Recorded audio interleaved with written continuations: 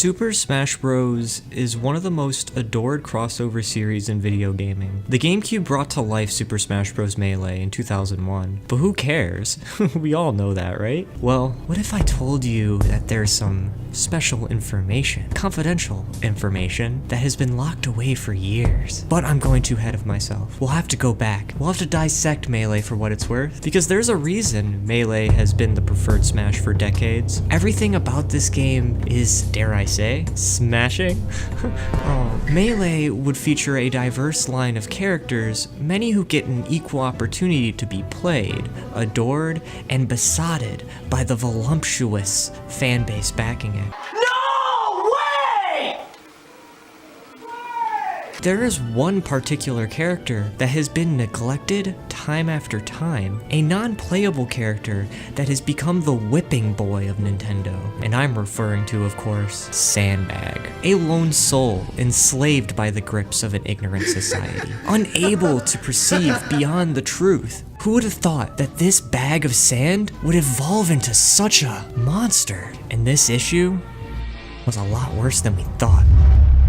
In Melee, we knew the fate of Sandbag. His existence was for that of one reason: to get smashed. He lacks no offense and yet lives defenseless, inaccessible to being a part of any of the other activities available to the original cast. His appointment with Nintendo led to a position in the game mode Home Run contest, an arena dedicated to launching the existing party member several kilometers in the air. The accumulated smash percentage amplifies the output of damage, the velocity of the bag trajectory. In other words, he goes fast. Blow after blow within such a short period of time to brutalize his existence to nothing but a sheer speck in the sky. Pain exploding Sandbag into oblivion that is seen as sport by his surrounding beings. People are enthralled by his turmoil, rallied for his destruction, that granted is given to everybody else. His excommunication desensitizes the other characters, resulting in a Dead Man Wonderland-like situation.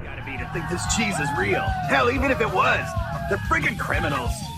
He simply wants to just do his job, blissfully long-standing on the home run block, waiting for the future ahead of him, trying to save funds to pay for his kids' scuba lessons. I gotta get a grip of myself. He, however, never would have thought how really ironic his situation really was, and yet he chooses to not be distraught by his situation. In fact, he remains submissive about it, which perplexes me. I mean, according to his trophy, he doesn't feel physical pain. Lies, I tell you, lies. Created by Nintendo to fool us. Emotionally speaking, he loves to see people happy. Well, happiness cannot exist without sadness. In times of neglect, in times of peril, he simply just sits there alone in the dark, waiting for his next job. No one could be happy by that. What do you do in crippling times like those? You crawl, and crawl he did. The blackness in this bag's heart consumed him to take any opportunity he could to get out of that darkness. And that's where Nintendo stepped in. Nintendo wants to claim that this bag is universally happy. They try to make it seem that every generation of Sandbag becomes happier and happier. I cannot stand for this gentrification. Melee was sparking a gaming revolution. We almost had the truth, but Nintendo knows when to protect their brand. Unfortunately, Nintendo's totalitarian warfare on ROMs are for one sheer reason: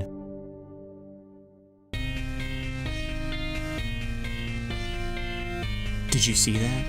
There's no way this is a coincidence. We all know what's hiding behind closed doors, inside the depths of Nintendo Corp.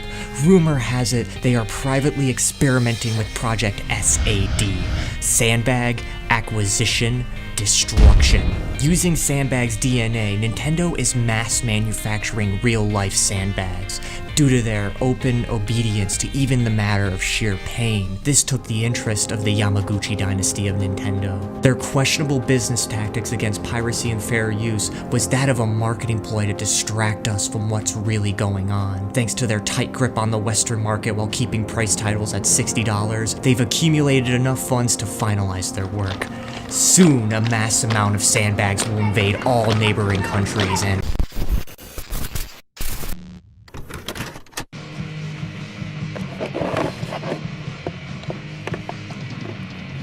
How the fuck did this get in here?